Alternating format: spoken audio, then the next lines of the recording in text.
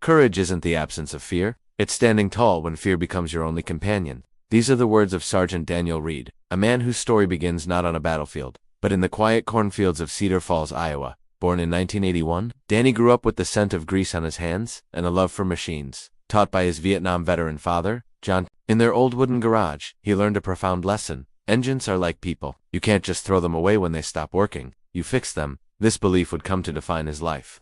Life was simple, measured by football practice and fishing trips. But on September 11, 2001, the world changed, and so did Danny. Watching the towers fall on a small TV in the auto shop, a quiet determination took hold. That night, he told his mother, "I have to do something." At just 20 years old, he enlisted in the U.S. Army, trading the familiar rhythm of small-town life for the uncertain pulse of war. Deployed to Afghanistan in 2003 with the 10th Mountain Division, Danny found himself in a world of scorching days and bitter nights. As a vehicle mechanic and support gunner, his job was to keep the convoys moving through the treacherous mountains around Kandahar, where every rock could hide a bomb. He was the backbone of his squad, the man who could fix anything from a jammed rifle to a broken transmission, always with a smile that defied the chaos. It was here he met Corporal Luis Mendoza, a combat medic from Phoenix. Luis was loud, funny, and fearless, the perfect counterpoint to Danny's quiet strength. They became brothers, their bond sealed by a promise written on a scrap of cardboard taped inside their Humvee. "We all go home together." April 17, 2007.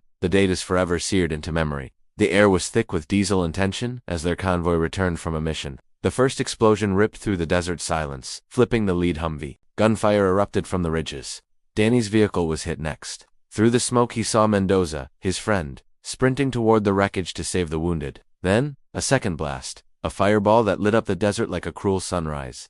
Mendoza was gone. In the aftermath, ignoring the pain in his own leg, Danny pulled 2 soldiers from the flames. But as the dust settled, the silence was suffocating. 5 men were lost that day. Luis was among them.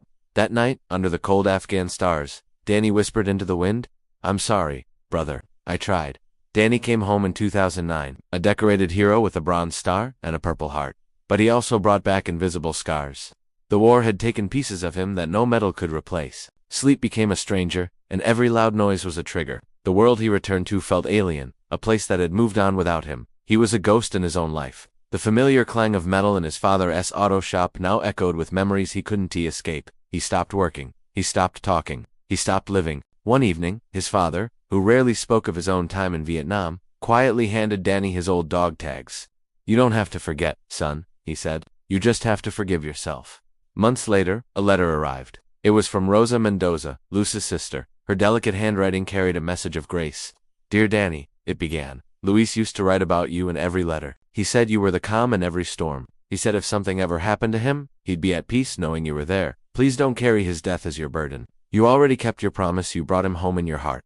Reading those words, Danny finally cried. It wasn't the kind of grief that breaks a man, but the kind that begins to mend him. He realized that carrying a memory didn't have to mean carrying a weight. It could mean carrying a light. With time, Danny discovered a new mission.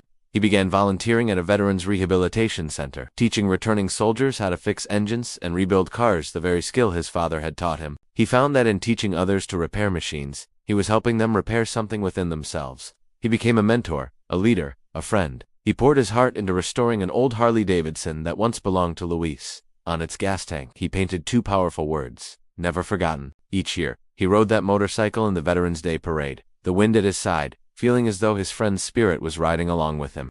By 2020, he was known simply as Sergeant Reed, a title of respect from the younger vets he mentored. He was at peace, having found a way to turn his pain into purpose. But the years of service, both in war and at home, had taken their toll. In 2023, at the age of 42, Danny passed away from heart failure in his sleep. He died as he had lived with quiet strength and grace. At his funeral, dozens of veterans stood shoulder to shoulder, a silent, powerful salute.